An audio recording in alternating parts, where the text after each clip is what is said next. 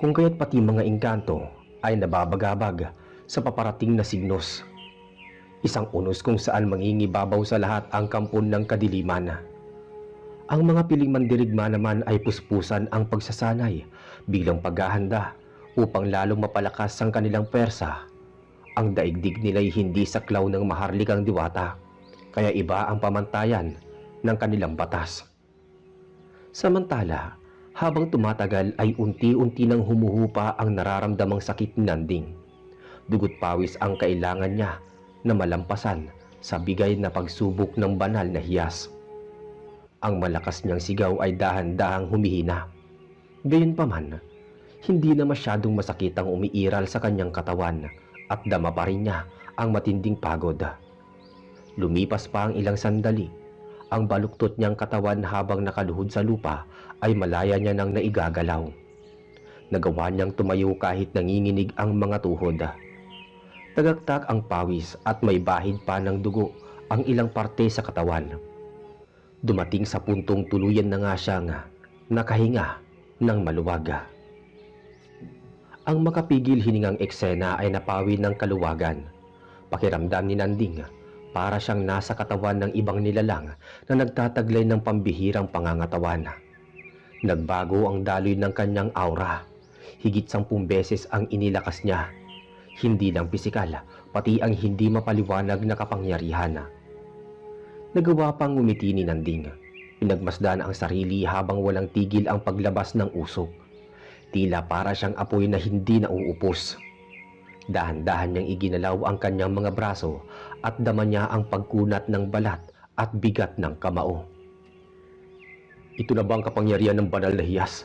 Hindi ako makapaniwala. Higit pa sa inaasahan ko ang dinulot nito. Nararamdaman ko na patuloy pa rin tumataas ang antas ng aking kapangyarihan. Humanda na kayo, Santino, Azazel. Pupulbusin ko kayong dalawa. Mamamatay kayo sa aking mga kamay. Nakangiting wika niya sa sarili na may halong pagtataka bago kinuha ang gintong espada. Mahusay, Nanding. Nagawa mong malampasan ang matinding pagsubok. Ganap ka ng maharlikang berdugo. Dumadaloy ngayon sa katawan mo ang espiritu at diwa ni Haring Balaw. Pinagsanib ang dalawang kaluluwa sa iisang katawan. Pagmasdan mo, Nanding, ang katawan ng hari, unti-unti nang naglalaho. Nawala na siya sa sumpa, ngunit bilang kapalit, nabuhay siya sa panibagong katawan. Ang katawan mo, Nanding, ang bago niyang katauhan. Ang puso mo ang ginawa niyang tahanan. Wika ni Amihan. Anong ibig mo sabihin, Amihan? Bulalas na tanong ni Nanding. Paumanhin, mahal na amo. Ako na lamang ang maglilinaw kay Nanding. Makinig kang mabuti sa akin, Nanding. Sa loob ng banal na hiyas, nakapaloob ang banal na espiritu ng sinaunang hari. Ang lahat ng kapangyarihan niya'y naipon sa loob nito. Sa madaling salita, nagsilbing kukon ang katawan mo. Ang kagandahan lang, Nanding, ikaw pa rin ang nagmamayari ng sarili mong katawan. Ang puso't isip mo ay patuloy na namamayani. Wika ni Kislap. Malinaw at detalyadong paliwanag ang bagay sa katanungan ng binata. Naunawaan ko na ngayon ang lahat, kaya pala kakaiba ang aking pakiramdam. Pakiwari ko'y may isa pang nilalang ang nanananahan sa aking katawan. Ang ibig sabihin lang nito, taglay ko lang buong lakas at kapangyarihan ng sinaunang hari ng engkanto. Nakatutuwa naman. Masasabi ko na isa itong malaking gantimpala kapalit ng tiniis kong sakit at paghihirap. Sabi ni Nanding. Kusang nawala ang selyo sa paglaho ng katawang lupa ng hari. Nagwika naman si Amihan sa maliit na nilalang na tapos na ang mahabang panahon nilang pagbabantay sa banal na himlayan. Malaya na silang mag-aliw sa hardin. Sila ang pangkaraniwang mga lamang lupa na naatasang magbantay sa siglo na nakalipas. Magagawa na nila na maglaro at libutin ang kanilang daigdig. Nang makaalis sila sa puntod, muling bumalik ang tubig sa balon na nagsisilbing pinto. Pagkarating nila sa hardin, tinawag ni Amihan ang mga kapwa niyang diwata na may mababang antas na maghanda ng malaking piging bilang handog sa binatang berdugo na ganap ng may dugong maharlika sa hanay ng kanilang lipi. Naging madali lang ang paghahanda ng mga pagkain. Sa pamamagitan ng salamangka, labas-masok ang mayuyuming nilalang sa lagusan na konektado sa kusina ng palasyo. Ang nais kasi ni Amihan sa malawak na hardin maganap ang pagsasalo. Habang hindi pa tapos ang paghahanda, naisip ni Nanding na mahiga sa lilim ng higanting puno. Habang nagpapahinga siya, ay maraming lambana naman ang umaaligid sa kanya. Lumilipad ang mga ito at ang iba na may nagawa pang dumapo sa kanyang tabi. Lingid sa kaalaman ni Nanding habang naaaliw siyang pagmasdan ang makukulay na nilalang. May mga matang lihim na sumusulyap na puno ng paghanga. Isang paghanga na umuusbong sa maikling panahon. Ang mga matang ito ay nagmula kay Amihan. Nagtataka ang diwata kung bakit biglang nagbago ang pintig ng kanyang puso. Kailanman, hindi pa niya nararanasan kung papaano umibig at kung ano ba ang tunay na kahulugan ng pag-ibig. Gayunpaman, natatakot siya na baka nagsisimula na siyang umibig kay Nanding. At yun ang kinakatakot niya. Baka matulad siya sa sinaunang hari na nasawi dahil sa pagmamahal. Kailangan balanse at magkatimbang ang dalawang puso upang walang mapahamak. Dahil ang batas ng mga diwata ay lubhang mapanghanib kaysa sa batas ng mga mortal. Amo, tila yata hindi maalis ang tingin mo kay Nanding. May bumabagabag ba sa iyong isipan? May nais ka bang ipabatid sa kanya? Wika ni Kislap na kanina pa napapailing sa pagbabago ng kilos ni Amihan. Kislap, tila hindi ko maintindihan ang aking sarili. Hindi ko batid kung bakit ako nagkakaganito. Bigla na lang kasi nagbago ang daloy ng aking puso. Sa tagal ko na nabubuhay sa mundo, ngayon lang ako nakaramdam ng pagkalito. Bakit puno ng agam-agam ang aking isipan? Ano ba ang nangyayari sa akin?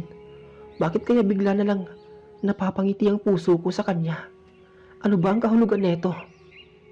Naguguluhang sagot ng maharlikang diwata.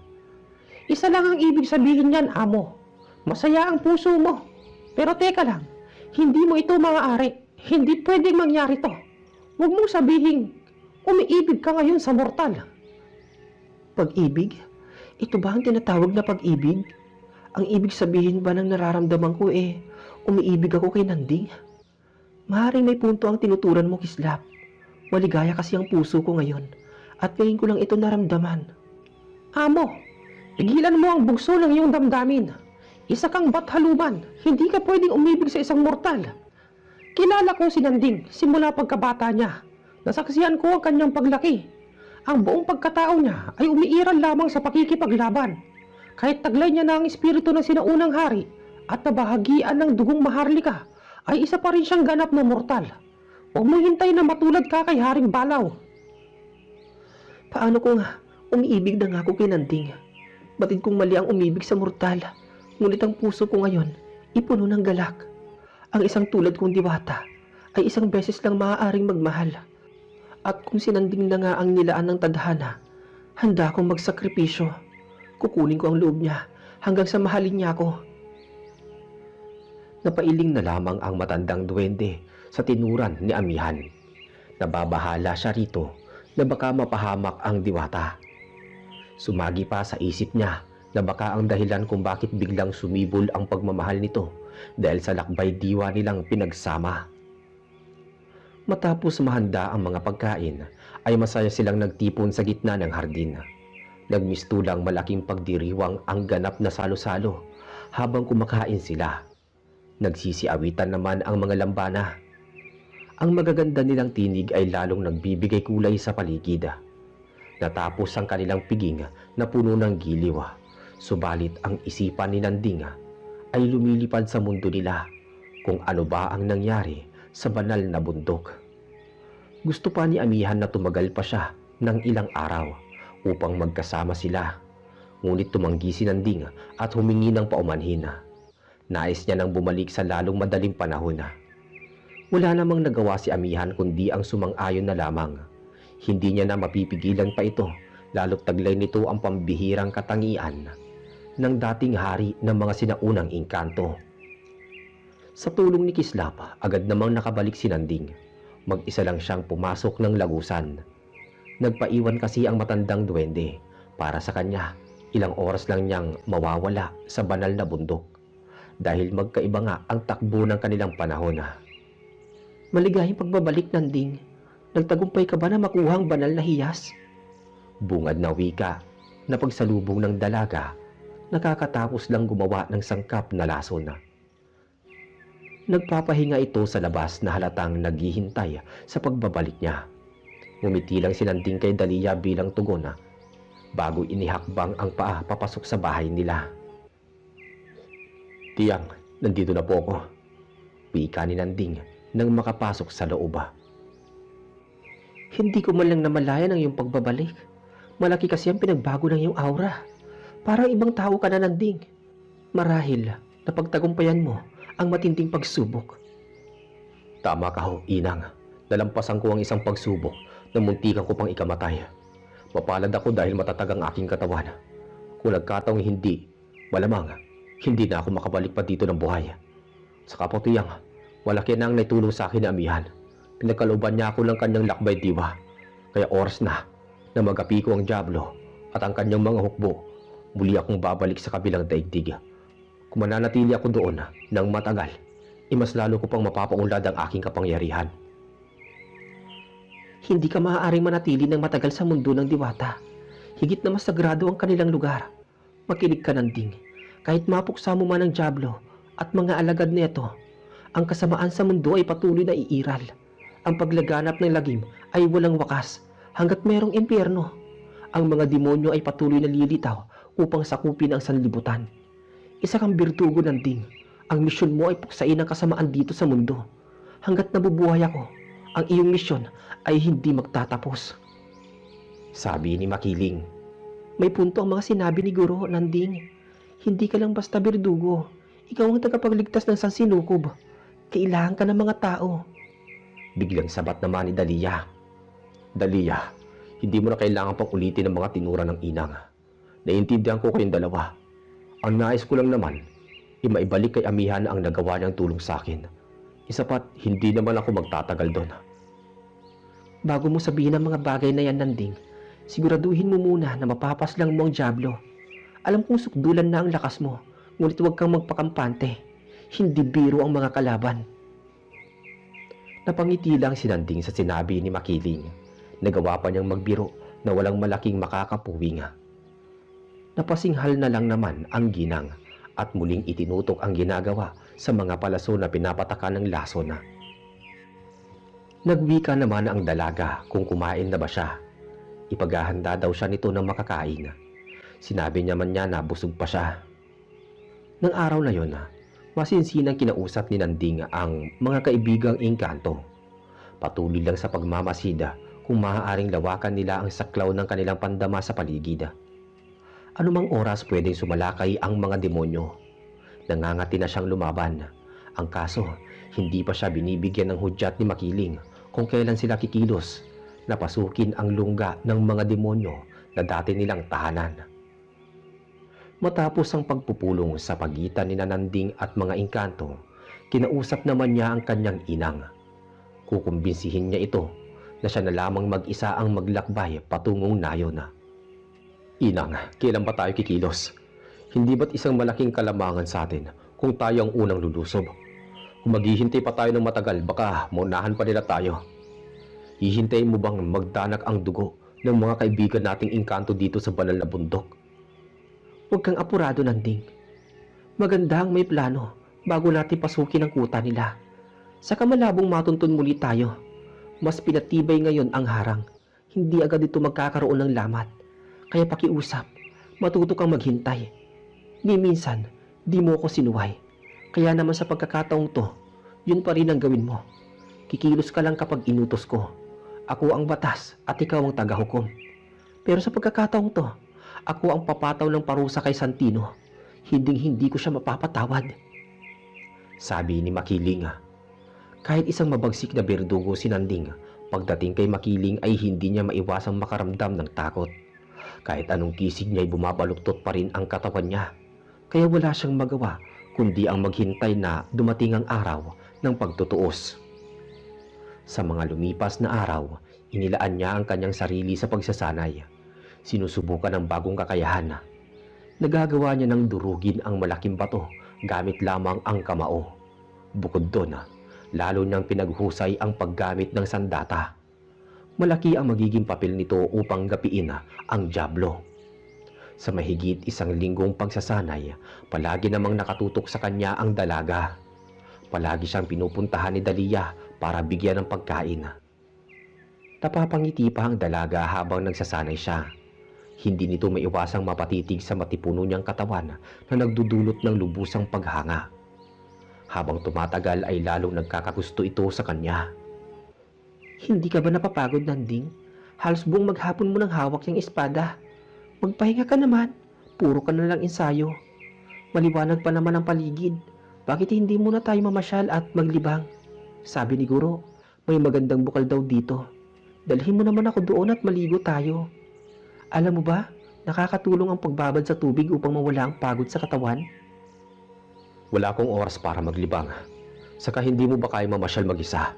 Bahagi ka na ng pok na to, kaya malaya ka nang pumunta sa Mandako.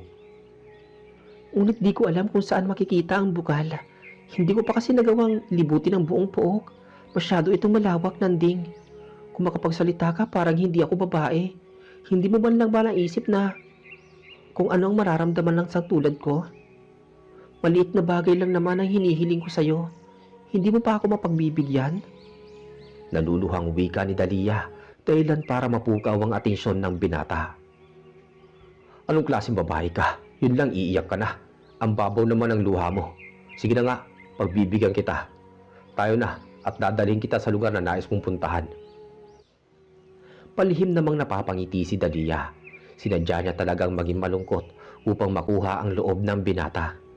Ito namang si Nanding, nagpadala sa mapagkunwaring luha. Habang naglalakad sila ay hindi maipinta ang ngiti sa labi ni Dalia.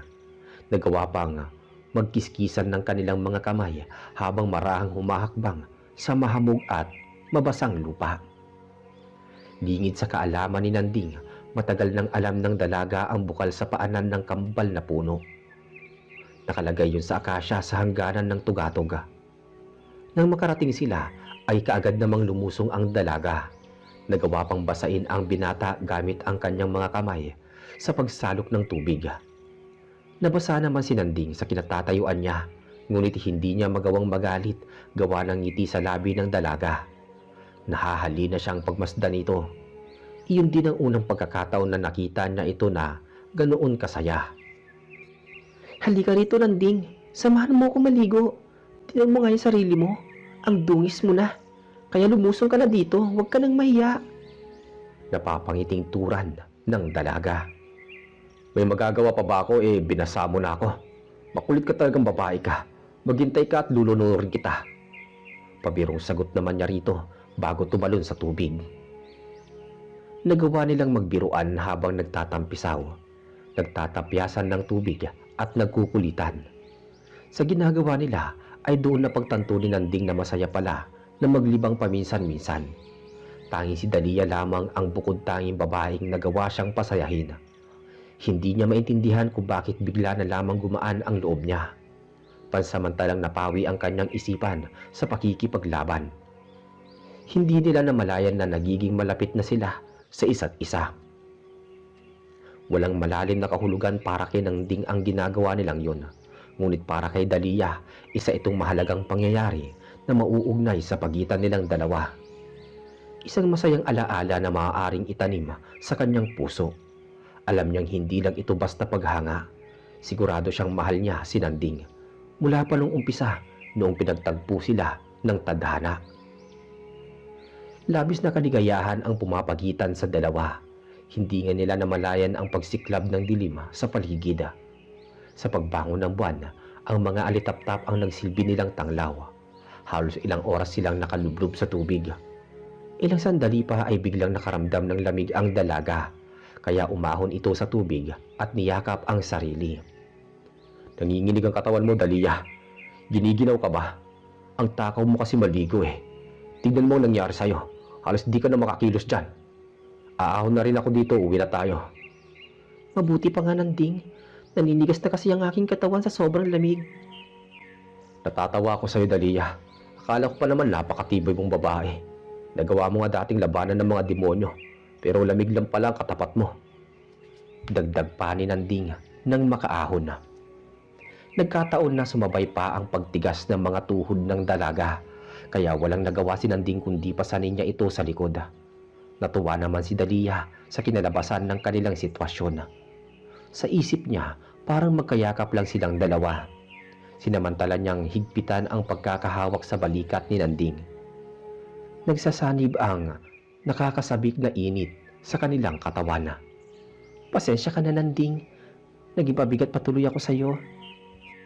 Ayos lang. Di ka naman mabigat eh. Kumapit ka lang ng maigi. Baka mahulog ka. Saglit na tumigil ang mundo para kay Dalia. Nagustuhan niya ang mga katagang lumabas sa bibig ng lalaking mahal niya. Kung may taglay lang siyang mahika, papahintuin niya ito upang magkasama sila ng matagal ng binata. Susulitin niya ang bawat segundo na magkapiling sila. Kapit lang, Dalia, malapit na tayo. Wika ng binata. Hindi naman sila nakaligtas sa paningin ni Makiling. Nakatayo ito sa labas ng bakuran na tila kanina pa naghihintay. Nakahanda na kasi ang kanilang hapunan na dapat sana ang dalaga ang gumawa. Madiing nagpaliwanag si Nanding kung bakit niya pasan ang dalaga. Napansin kasi niya na hindi ito nagustuhan ng kanyang inang. Basang-basa kayong dalawa. Mukhang naligo yata kayo sa bukal. Sige na, magbanlaw na kayong dalawa. Takahain na ang pagkain sa lamesa. Sana hindi na ito maulit pa. Ayoko makita na palagi kayong magkasama. Pagkatapos ng hapunan mag-usap tayo, Dalia. Pagkatapos nilang kumain ay masinsinang kinausap ni Makiling ang dalaga. Sa labas sila nag-usap upang hindi sila marinig ng binata. Nasa kwarto na si Nanding at payapang nagpapahinga sa papag. Magtapat ka nga sa akin, Dalia. May nararamdaman ka ba kay Nanding? At kung meron man, itigil mo na. Tutulak ko sa nararamdaman mo sa kanya. Alam mo ba kung bakit? Hindi kasi ako mapanatag na makita siyang lumalambot ang puso niya. Pinalaki ko siya bilang isang berdugo. Dumadaluyong sa kanyang mga ugat ang pagiging mandirigma mula sa aming angkan. Napansin ko kanina ang kakaiba niyang ngiti at ngayon ko lang siya nakita na ganoon kasaya kasama ka.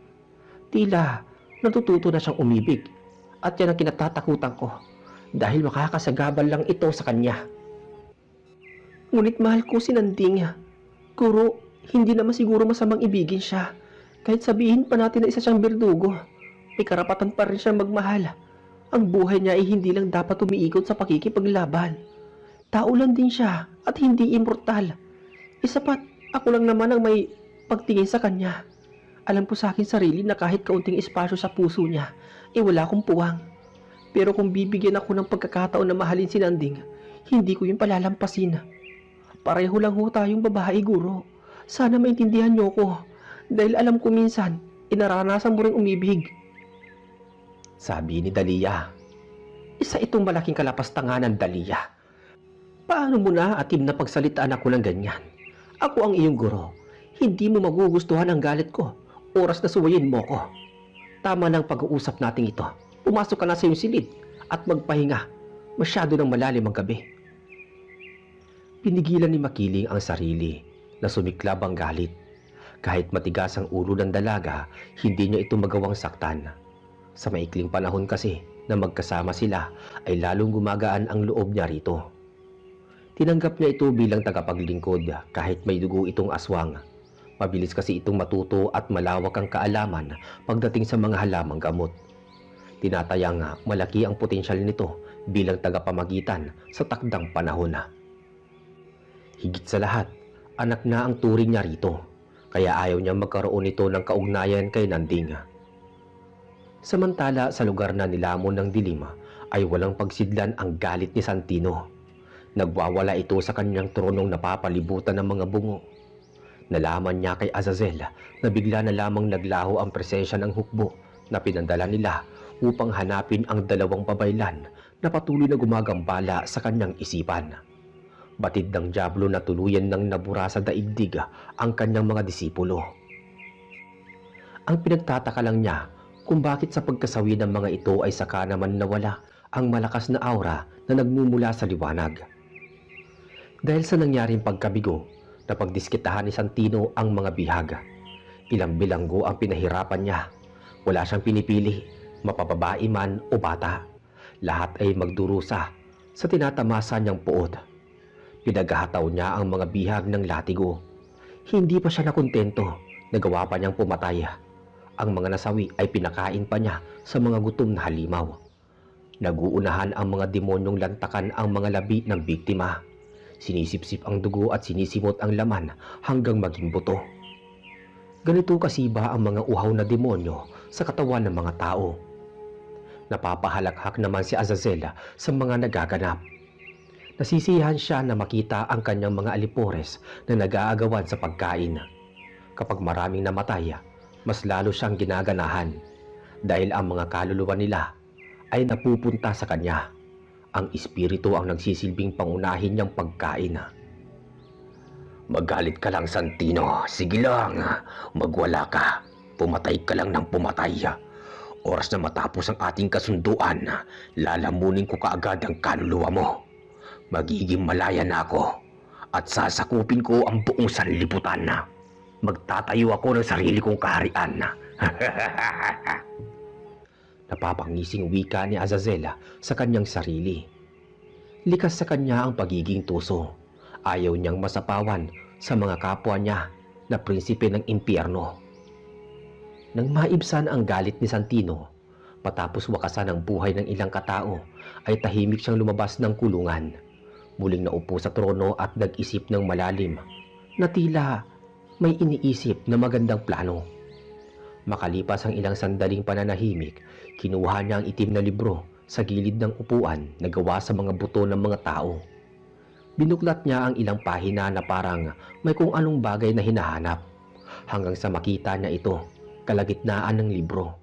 Ngumisi siya ng nakakakilabot bago nagwika sa katabing Diablo. Azazel, may naisip na akong magandang plano. Sigurado ako, ikakatuwa mo to. Kapag nagtagumpay ako, mas lalong lalakas at lalawak ang ating puwersa. Dadami ang ating hukbo at mapapabilis ang ating pagsakop. Wala nang makakapigil sa aking pagbangon. Sasambahin nila ako bilang Diyos. Lahat ng nabubuhay sa mundong to ay luluhod sa aking harapan. Sabi ni Santino. May naisip kang plano? Maaari ko bang malaman? Nagtatakang tanong ng Diablo. Tulad ng ginawa ko noon sa pagtawag sa iyo, susubukan kong buksan ang isa pang mga pinto ng impyerno. Magsasagawa ko ng isa pang kasunduan ng pag-aalay. Hahatakin ko mula sa dagat-dagatang apoy ang isa pang malakas na Diablo na tulad mo. Palalawakin ko ang lilikhain kong lagusan upang mas marami ang makawalang demonyo. Nagulantang si Azazel sa mga narinig. Hindi siya makapaniwala na maiisip ng isang hangal ang bagay na yun. Kapag nagtagumpay si Santino, malabong pamunuan niya ang mundo ng mga mortal. Nababahala siya na baka isa sa mga mataas na antas na 7 prinsipe ang umahon sa mga impyerno. Maging siya'y walang laban dito at maaari siyang gawing tauhan. Upang hindi matuloy ang binabalak ng babaylang lalaki, nakaisip ang Diablo ng panlilinlang. Masyado mapanganib ang naisip mong plano, Santino. Kapag ginawa mo ang bagay na yan, maaari ka mapahamak at mamatay. Baka nakakalimutan mo, Santino, na hindi pa tapos ang ating kasunduan. Bago ka makipagkasundo, tapusin muna ang kontrata nating dalawa. Pagmasdan mo ang iyong mga daliri. Mayroong tani ka lang nakapulupot na nag-uugnay sa akin. Natatakot ka ba sa binabalak kong gawin, Azazel? O baka naman takot ka lang mahigitan ng kapwa mo, demonyo? Kahit na wala man ang kasunduan nating dalawa, mananatili kang alipin. Ako ang dahilan kung bakit ka nakawala sa impyerno. Kaya huwag mo kong didiktahan sa anumang gagawin ko. Sige, tatapusin na natin ang kasunduang ito. Dalhin mo sa akin ang ulo ng 2 babaylan. Ikaw na ang kumilos. Isama mo ang 7 general. Hagilapin ninyo ang kinatataguan ng mga to. Kung kinakailangan, suyurin mo ang bawat sulok ng kabundukan, gawin mo. Tumangulang ang Diablo sa utos ni Santino bago nagwika sa mga alagad niya na may namumukod tanging kapangyarihan. Kaagad silang lumipad sa himpapawid kasama ang ilang mababang uri ng demonyo. Ang natira sa hanay ng hukbo ay naiwan upang magbantay sa trono ng hangal na pinaroklama ang sarili bilang hari ng lahat. Panginoon, Bakit mo hinahayaang sumailalim tayo sa kamay ni Santino? Isa lamang siyang mababang uri ng nilalang. Sukdulan ang kapangarakan at kanyang kayabangan. Kung gugustuhin mo, maaari namin siyang paslangin. Wika ng isang general. Hindi siya maaaring mamatay sa mga kamay ninyo habang may bisa pa ang aming kasunduan. Kung masasawi siya, kusang magbubukas ang lagusan at hihilahin tayo pabalik ng impyerno. Yun ang sumpa ng ritual. Ang mabuti pa, hatiin natin sa 7 ang pangkat upang madali natin silang mahanap. Kapag hawak ko na ang ulo ng birdugo, ang hangal na yun ang isusunod ko. Nagsikalat sa himpapawid ang mga demonyo. Gagalugarin nila ang bawat kabundukan. Hindi sila babalik hanggat hindi nadadala at napapatay ang 2 babaylan. Nahihiwagaan din ng Diablo kung anong uri ba ng mandirigma ang tanyag na birdugo. Bakit ganun na lamang ang takot ni Santino? Hindi naging madali ang kanilang paghahanap, pati ang matatalas nilang paningin ay bigong makita ang pakay. Ang tahimik na gabi ay binabalot ng madilim na aura, maging ang panggabing ibon ay nabubulabog sa pamamahinga. Nagsiliparan ang mga ito sa kalangitan na nagbabadya ng sigalot. Ang mga nilalang naman ng kabundukan ay nakaramdam ng takot. Nasasaklaw nila ang paparating na lagim, kaya nagmamadali ang mga ito na pumasok sa tarangkahan ng kanilang daigdig. Hindi naman nakaligtas kay Nanding ang presensya ng mga demonyo. Batid niya ang higit na mas malakas ang antas ng kapangyarihan nito kaysa sa mga nauna niyang nakasagupa. Nagising naman nang wala sa oras si Makiling at nagmamadaling kinuha ang sandata bago ginising ang dalaga sa mahimbing nitong pagkakatulog. Nanding, may nararamdaman akong masamang enerhiya sa hindi kalayuan, sabi ni Makiling. Wala namang naging tugon si Nanding, bagkus nananatili siyang kalmado. Pinalawak ang saklaw ng pandama upang matukoy kung gaano kalayo ang kalaban. Nakatuon lang siya sa napakaitim na presensya habang mahigpit na hawak ang espada. Habang papalapit ang isang hukbo na pinangungunahan ng Diablo sa banal na bundok, tila ang selyo ay bahagyang nagnipis. Tumatagos kasi dito ang nag-uumapaw na espiritual ni Nanding. Sumalubong naman sa itim na aura na lubhang umagaw sa pansin ni Azazel.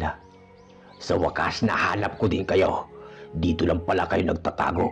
Kaya pala, hirap ang mga alagad kong hagilapin kayo dahil may selyong nakaharang sa tugatog. Ngayon, magpapakawala ako ng maliit na bahagi ng aking kapangyarihan.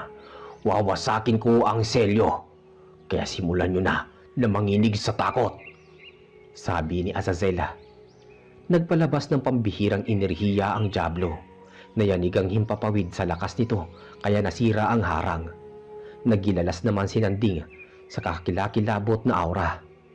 Lubos niyang nauunawaan ang mga sinabi noon ni Kislap. Lubhang mapanganib ang talagang makaharap ang Diablo. Halos magkapantay lang ngayon ang kanilang lakas. Ngunit hindi niya batid na maliit na bahagi pa lang ito sa taglay na kapangyarihan ni Azazel. Malayong malayo ang agwat nila. Nagmistulang hagupit ng bagyo ang naidulot na pinsala sa ginawa ni Azazel dahil pati ang lupa ay gumalaw. Sumayaw ang mga puno at nabali ang ilang matitibay na sanga. Nilamon ng hilakbot si Nanding nang lumapat sa lupa ang mga paa ng Diablo. 3 beses ang laki nito sa pangkaraniwang demonyo. Nanginig naman sa kaba si Dalia. Tila napako ito sa kinatatayuan niya. Mabuti na lang at pinalalakas ni Makiling ang kanyang loob. Saglit nagkatitigan sila ni Nanding at Azazel habang isa-isang dumating ang mga pangkat ng demonyo na pinangangatawanan ng 7 general. Ang mga matang yan, ang mga titig na yan, mukhang naaalala kita. Tama, ikaw yung batang nakaligtas noon sa mga kamay ko. Hindi ako makapaniwala na magiging ganyan kakalakas. Nakikita ko rin na may bagong nakatago pang espiritual sa iyong katawan. Magaling, mukhang magiging maganda ang laban. Ipakita mo sa akin kung paano lumaban ang isang birdugo. At ikaw namang babae nakatayo dyan, Matagal ka nang gusto makita ng hangal mong kapatid. Nasasabik na siyang makita kang wala ng buhay. Ngunit mapalad kayong dalawa. Matapos ko kayong paslangin, siya naman ang isusunod ko. Doon na lang kayo sa kabilang buhay maggantihan. Huwag kang makakasigurado. Baka bumaliktad ang ating sitwasyon. Ilang taon akong nagsanay. Ilang taon akong sinubok ng panahon. Nagpakalakas ako ng husto upang paslangin ka. Ngayon nagtakpo ng ating landas. Uusigin kita. Ipapalasap ko sa iyo ang bagsig ng aking paghihigante. Sabi ni Nanding. Magaling. Ngayon lang ako napahanga ng husto ng isang mortal. Yan ang inaasahan kong sagot mula sa isang birdugong tulad mo. Pinapahanga mo ko. Ano pang hinihintay mo? Sumugod ka na. Subukan natin yung galing mo. Nang akmang susugod na si Nanding ay bigla siyang napatigil. May bigla kasing bumukas na lagusan. Puno ito ng kaluwalhatian. Halos kumalat ang dalisay na aura sa buong paligid. Nagulat siya nang iluwa ng liwanag si Amihan kasama ang ilang diwata. Amihan, bakit ka na parito? Gulat na wika ni Nanding ngunit. Ngumiti lang ang diwata bago madiing pinagmasdan ang malaking nilalang.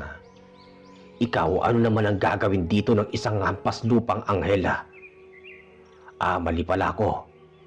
Hindi ka na pala ngayon isang anghela. Isa ka na lamang Diyos ang tagapagpantay ng isang daigdig na likha ng kataas-taasan.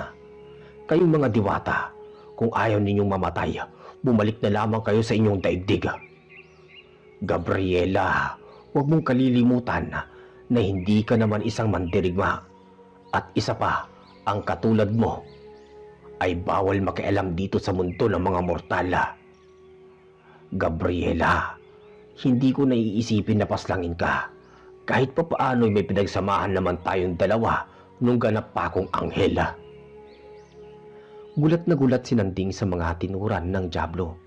Hindi siya makapaniwala na dati palang anghel ang maharlikang diwata at Gabriela ang totoo nitong pangalan. Napapaisip tuloy siya na baka si Amihan talaga ang totoong nagmamay-ari ng gintong espada na kumitil sa buhay ng maalamat na Bakunawa. At dito po muna mapuputol ang ating ika-4 na bahagi sa kwentong ito. Abangan niyo po ang susunod bukas. Maraming salamat. Hanggang sa muli.